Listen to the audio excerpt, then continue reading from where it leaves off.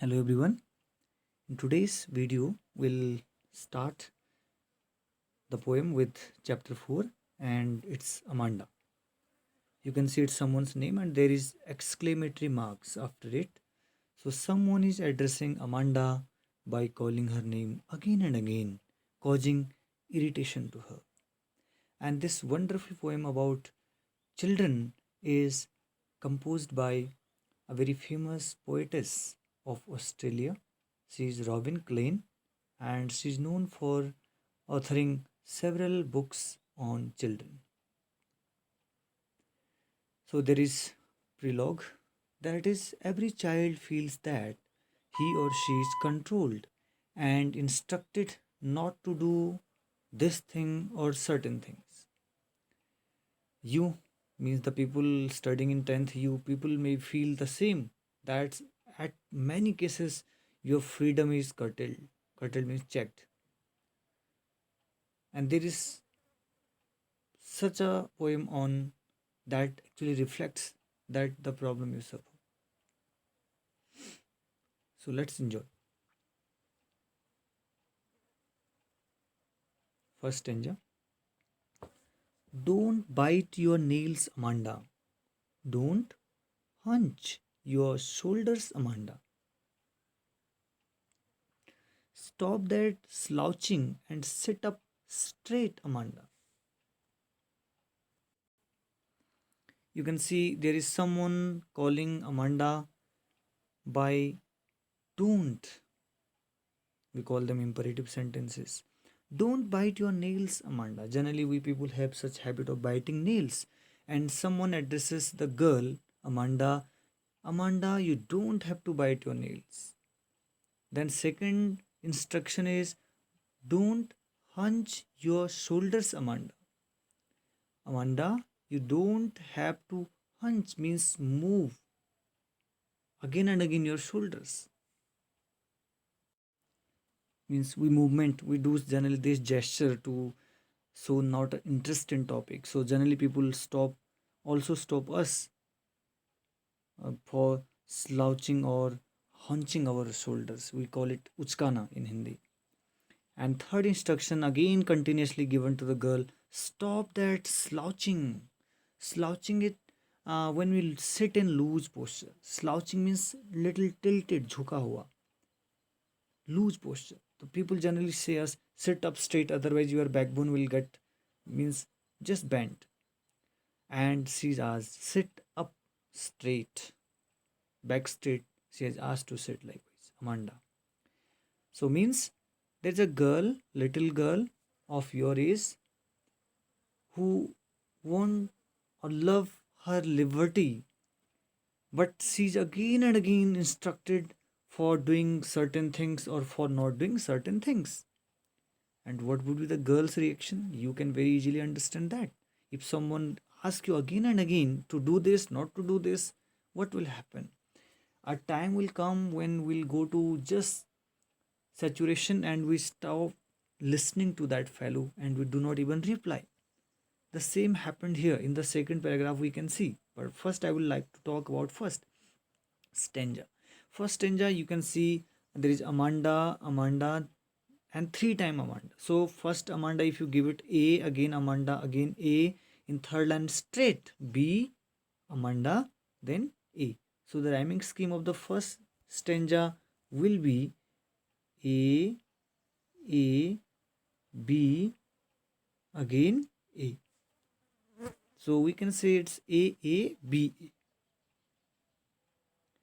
And similarly in second stanza that I will come on explanation part, it can be C, me. So it can be A, A, and thirdly it is blissfully. So it can be A, A, B. The first stanza has quite different meaning. Someone is asking something to her, you can guess it. That may be probably her mother or father, but more probability is of mother, because generally mother wants their daughter to be perfect and they want to tell them what to do, what not to do. So it may be father and it may be mother too. In the second stanza that you can see, that is inside the parenthesis, And parenthesis here means, I mean to say, brackets. It has some other meaning, quite different to the first stanza. That is why it is given inside the brackets, parenthesis. And this tells the right time, at that very time, what was going in inner thoughts of Amanda. That's why I said the stanza number 2 has nothing to connect with stanza number 1. Her parent instructs her to uh, follow certain things, don't bite nails, not to slouch, sit up straight. But what is going on in girl's mind? There is a languid emerald sea. What is that? Emerald means of green color. Languid means quiet, placid, all silent. This means languid, means that is there is no movement in the water, means that is pacified, quiet. So the girl's attention is somewhere else and she is in a kind of daydreaming. I would better call it inner thought or daydreaming.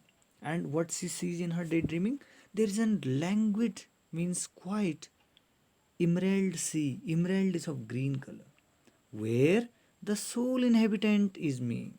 Soul means, the solely means lone, alone. And there is only one inhabitant in that sea, and that is that girl, a mermaid, drifting blissfully. And she looks herself as if she is a mermaid. What is mermaid? We call it the creature that live in oceans, and the torso means the upper part of that creature is of human, and the remaining part is of a fish.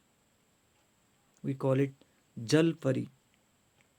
So she looks herself, she has no attention to her parents' instruction, and she is in kind of illusion. We call it illusion. I will come to figure of speeches last.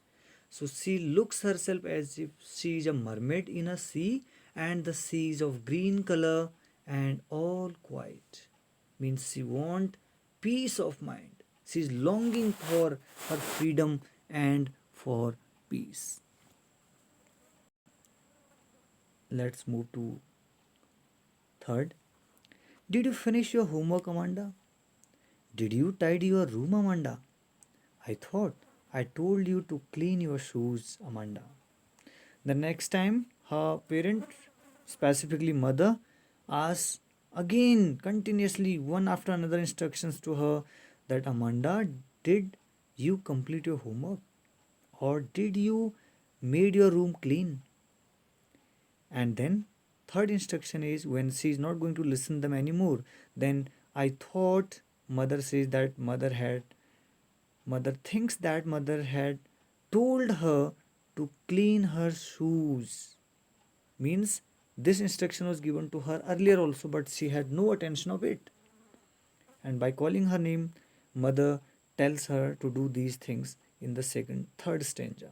So one after another instructions, tasks are given to her, or she is scolded off and on. She is criticized. She is, means her parents keep finding faults in her actions and keep telling her. What was her reaction now? Did Amanda answer to their questions? Did she show any attentiveness? You can read the fourth stanza and you can make it out that did she have any attention to their instructions or not. I am an orphan roaming the street. I pattern soft dust with my hushed bare feet. The silence is golden, the freedom is sweet. Now you can easily tell me that girl's reply is quite different. Girl did not reply to her parents. So she has nothing to do with their instructions. That's why I called in very beginning, she is saturated state now. She hardly bother about their callings or their instructions. So what dream world she is? She is a kind of in a daydreaming, all I call inner thought, and that is she looks herself as if she is an orphan. There, the girl crossed all the limits. She wants to be rather orphan than to become daughter of such parents who keep criticizing her. So that is actually he crossed the limit. Actually, she is not an orphan, but she says this because she thinks that orphans have more liberty to roam about the street, or an orphan has no shoes, no such questions about cleaning the shoes and rooms because they are free. So she says, I am an orphan. At that point, she did not answer to them, and she is in her own thoughts. She is looking herself as she is an orphan, and she is roaming about the streets bare feet. And she says that silence is golden, freedom is sweet. Now you can easily tell me that what is the girl actually yearn for. She is yearning for silence. There is no peace of mind in that house, and she wants her freedom. Now, next, don't eat that chocolate, Amanda. Remember your acne, Amanda. Will you please look at me when I am speaking to you, Amanda? The rhyming scheme is again the same. You can make it out. So, parents say, don't eat that chocolate. Generally, we people are, you students are asked by your parents, by the teachers, relatives, not to eat this, not to do this, sit properly, not to speak much, don't follow this fashion, this kind of words. So don't eat that chocolate, Amanda. Remember why she don't have to eat the chocolate, because parents remind her about her acne. You call them uh, pimples that generally come out of sugar or some other things, food habits. Will you please look at me when I'm speaking to you, Amanda?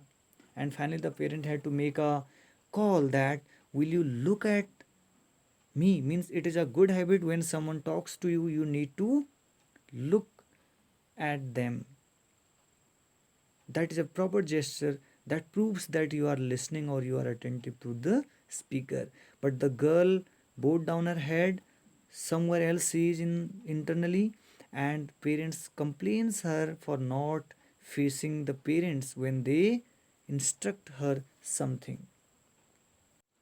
So at that very moment when her parents asked her to listen to them or not to eat chocolates, where is the girl? The girl looks not to them, heeds no attention to their instructions, but she is in her own fairy world, in her own dreaming world. I called it daydreaming. Means this all the lines which are inside the brackets, parenthesis, proves that actually she listens to their instructions half-heartedly. How important they may be for parents, but the girl had no attention to it. Though it is not a good habit, but not the girl is alone responsible for it. So, okay, come to the point. So, what the girl says, the girl says that she is in Rapunzel, and Rapunzel is actually a German fairy tale. It's about a girl who had golden hair, long golden hair, and she was imprisoned in a tower because of some reason. I will come to that story later on. So it's a fictional girl, but here it is shown as the girl is a kind of Rapunzel. So Rapunzel is actually a princess in actual story, but the girl here, Amanda, sees herself in Rapunzel and says that had I been Rapunzel, I would have nothing to care about life. And because the girl, the Rapunzel princess, was captivated in a tower, and she was in all tranquility, all silence there. Tranquility means peaceful, and none comes to meet her. No one was allowed to meet her, though she wanted to meet people, but there was all silence. So this girl, Amanda, wanted to be in her state because she was much bothered about because of her parents' continuous nagging or about the daughter, finding faults her, criticizing her, or scolding her every now and then. So she says, had she been Rapunzel, she would have nothing to worry about. And the girl says, I will certainly never let down my bright hair. What does it mean? And she was saying that means she would not let anyone come there on that tower to disturb Amanda's life. You may be thinking, sir, why then this girl is talking about bright hair? So these are golden hair I talked of earlier. And this is Rapunzel had very silky hair, and so she had a kind of love with a prince who happens to come that way once, and the princess fall in love with him and means each other. And then what was the daily course there? The princess lets down her long hair through the window, and the prince holds them and climbs up. So he takes the princess in his strong arms and jumps on the horse, and thus both escaped. But Amanda wants to be Rapunzel to live peaceful life in tower. That's why she says that I will not let my hair down so that no one should come up to disturb her peace of mind. That's why she doesn't want to escape with a prince. That is why she doesn't want to be in anyone's company. That's why she loved the state that actually Rapunzel, that princess, did not like. That's why she says in last line, I will certainly never let down my bright hair. Now, stop that sulking at once, Amanda. You are always so moody, Amanda. Anyone would think that I nagged at you, Amanda. So, after this continuous nagging or finding faults of her parents, Amanda does not listen to them, and she was in a very sad and angersome mood, but it was internally. She was not expressing it, but her face looks like she's in much of angry. She has suppressed her anger out of her parents' instructions. And the parents says, you are always so moody. They blame her to be moody because she does not listen to them. And finally they say, anyone would think that I nagged at you. This is a line that caused me laugh actually. Parents are so foolish, so ignore about this situation that they think that after seeing Amanda's such condition, anyone would easily make it out that her means Amanda's parents always keep nagging at her. But reality is, in true sense, they always nag at you, her. But irony, this line we can say the figure of speech is irony. Actually, they keep finding faults. They criticize her. They scold her. That's why her mood is off. But here the parents are saying, please make your mood okay. Otherwise, people would think that we parents keep nagging you. But actually, they keep nagging her. But this thing the parents does not know. So this is a kind of communication gap. Sometime it comes. So this way the poem ends with a note. Here's a very good lesson, not for dear children you or as a teacher for me. There's a very good children for your parents. You can sometime explain this poem to your parents when they are in a very happy, jolly mood. Just for light learning is there for parents that they should not always keep finding faults in their children's works. Otherwise, their children will start uh, searching for an escape because they also want the peace of their mind. They also want freedom. So we'll just touch very quickly some figure of speeches discussed here. We'll take it from first line. Don't and don't is repeated here, so you can easily make it out. It's anaphora, repeated use of word at start of two or more words. Fine. And the second, it can be assonance. Don't, haunch means o sound is repeated. Shoulders, don't, haunch. So there is o sound. So we can say assonance. ASSONANC. Assonance. In third line, again vowel sound is there, but consonant sound is also there. Stop slouching. Sit up straight. So it is alliteration. You can say in third line, and in beginning two lines anaphora. I repeat, and third line assonance. O sound, vowel sound is repeated. In the second stanza, where we say emerald sea, so we straight away said the sea that is emerald, that's of green color. So we are saying actually metaphor here. Green color is compared to a gemstone. Actually, emerald is a gemstone. So it is emerald sea means green color sea. So it is metaphor. And the girl sees herself in a form of mermaid, that is historical or cultural or literary significance figure. So when we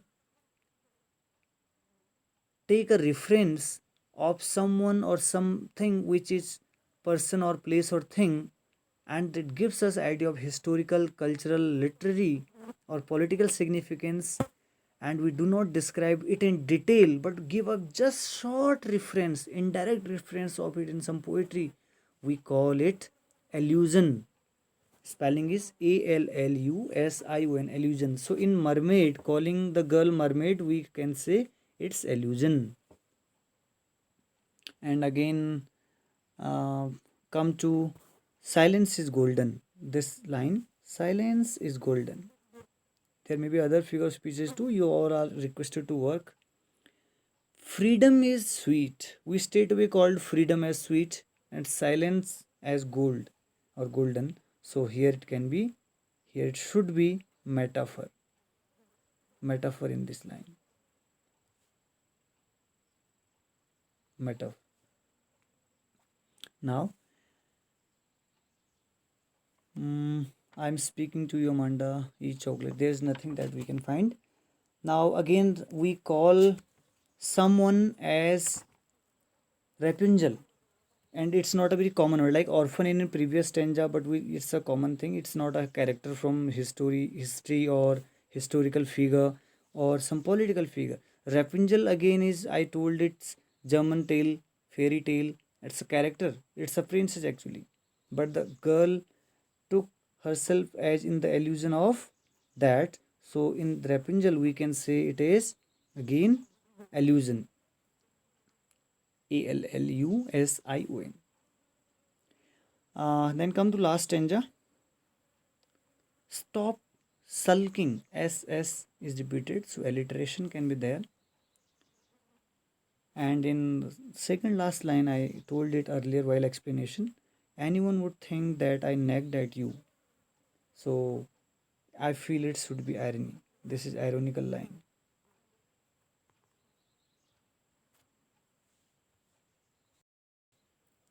Irony in sense, parents are kind of foolish enough not to understand that they actually were nagging the daughter. And what they say out of this ignorance, they say that Amanda, please cheer up your mood, otherwise, people would think that her parents keep nagging at her. So, this actually caused laughter, even, and this is all about this poem. But the poem has a very heavy meaning that I want to brief in one or two lines. The detail we'll do in online class. The girl yearns for her freedom and she wants to live her life peacefully in her own way. Nobody should give her any more instructions and tell that girl what to do, what not to do. And she is now fed up with all such instructions. That's why at one place she called that she would be better being an orphan than to be a parents like her. So she started thinking up to that level. That's because of sometime some faults from parents' side. I hope you must have enjoyed this poem. Thank you. Please work on exercises. For any queries, do ask or we'll meet in online class. Thank you.